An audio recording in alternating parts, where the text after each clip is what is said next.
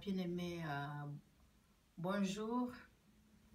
Ce matin, il y a quelque chose que le Seigneur m'a mis à cœur que je voudrais partager avec vous et que je voudrais aussi que le peuple de Dieu puisse comprendre et être conscient de notre vie ici-bas, que nous sommes des pèlerins, nous sommes des voyageurs, notre destinée, c'est la félicité céleste ou bien le paradis. Lorsque nous lisons dans Ézéchiel 33, le verset 7, la Bible dit ceci: « Et toi, fils de l'homme, je t'ai établi comme sentinelle sur la maison d'Israël. Tu dois écouter la parole qui sort de ma bouche et les avertir de ma part. » Donc Dieu nous appelle, quand nous l'acceptons comme un Seigneur et Sauveur, nous devenons des sentinelles. Les sentinelles, pour ceux-là qui ne connaissent pas, les sentinelles pour notre environnement, les sentinelles pour le monde entier. Il nous appelle pour que nous puissions voir ce qui vient, ce qui est dans le futur, ce qui va arriver, afin que nous puissions les annoncer aux autres. Et le souhait, c'est quoi? Le souhait de Dieu, c'est que le méchant voie sa voie et qu'il s'en détourne. C'est pour cela qu'il nous a placés comme des sentinelles, pour voir la destruction à venir, la punition à venir, afin d'avertir et le peuple de Dieu et ceux-là qui ne sont pas encore dans sa bergerie, pour qu'ils puissent changer leur voie et regarder à l'Éternel. Parce qu'il dit qu'il n'aime pas qu'un méchant puisse mourir dans sa voie, dans son iniquité, mais il veut que le pécheur se répande, qu'il tourne son regard vers l'Éternel, raison pour laquelle il nous a établis comme des sentinelles. Mais aujourd'hui, j'ai l'impression que les enfants de Dieu sont dans la distraction, les serviteurs de Dieu dans la distraction. Nous oublions la mission qui nous a été confiée. Nous sommes distraits par le matériel, nous sommes distraits par la vie, nous sommes distraits par tout ce qui nous entoure ou tout ce que nous voyons, ou par nos besoins personnels ou nos intérêts personnels. Mais ce n'est pas à cela que Dieu nous a appelés.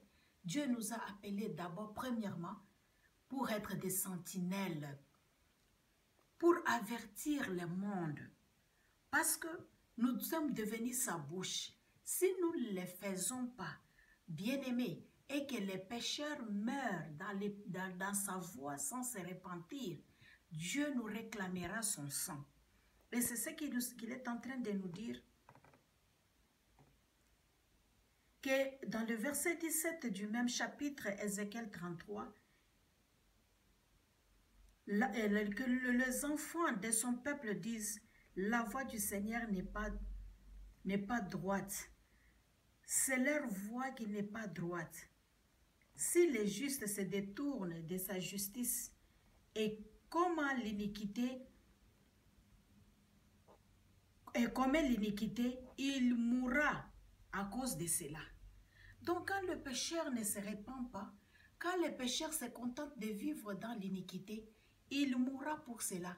C'est vrai, le péché est comme le bonbon. Le péché est bon. Mais Dieu nous donne de voies de s'en débarrasser. Il nous demande de quitter l'iniquité, de ne pas y rester, de ne pas aimer cela. Parce que sa voie, la finalité de cela, ça va nous apporter la mort. Et il nous dit ceci,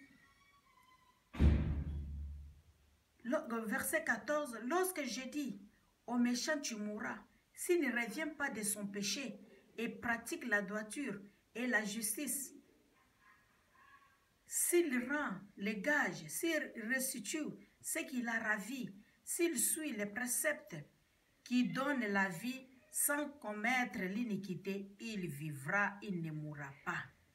Bien-aimés, nous comprenons que c'est très important que nous puissions nous repentir, c'est très important que nous puissions revenir à Dieu. Mais nous devons aussi voir que quand nous venons à Dieu, qu'est-ce qu'il réserve pour nous? L'éternité. La Bible dit Jésus-Christ revient bientôt dans Apocalypse 22, verset 12. Et la rétribution avec lui. Nous avons oublié en tant qu'enfants de Dieu qu'un jour, Jésus-Christ viendra. Nous avions oublié cela. Et nous devons être conscients que Jésus-Christ revient bientôt. Nous devons préparer nos voies. Nous devons abandonner les péchés. Nous devons nous repentir. Nous devons changer notre mode de vie qui est la vie de l'iniquité, la vie du péché. Nous devons changer. Et la Bible dit dans 1 Thessaloniciens chapitre 4 verset 16 que c'est Dieu lui-même. Nous allons lire cela. La Bible nous dit ceci. Car le Seigneur lui-même a un signal donné à la voix d'un archange et au son de la trompette de Dieu descendra du ciel et les morts en Christ ressusciteront premièrement. Ensuite, les vivants qui seront restés, nous serons tous ensemble enlevés avec eux sur les nuées à la rencontre du Seigneur dans les airs. Bien-aimé, ton éternité, tu vas la passer où? C'est la question que je suis en train de te poser. Si Jésus revient aujourd'hui ou bien demain, que feras-tu? Que feras-tu dans la vie que tu es en train de mener? Que feras-tu dans l'espoir, dans le monde que tu es en train de mettre? Que feras-tu dans la confiance que tu mets dans ta richesse? Que feras-tu dans ce que tu es en train de rechercher? Jésus-Christ revient bientôt. C'est à toi qui es enfant de Dieu de te réveiller et d'avertir les autres afin qu'ils puissent se repentir. Parce que si nous ne le faisons pas, sachons bien que les gens qui vont mourir dans le péché, leur sang, Dieu nous les demandera parce que nous sommes placés comme des sentinelles. Et toi qui m'entends, qui n'as pas encore reçu Jésus-Christ comme Seigneur et Sauveur, il est temps de faire un choix parce qu'il revient bientôt. Et les signes qu'il annonce, qu'il revient, nous sommes en train de les vivre, de le voir. Et il te dit bien, il revient, il payera chacun selon ses œuvres. Quitte à toi de choisir. Es-tu prêt, mon frère? Es-tu prête, ma soeur?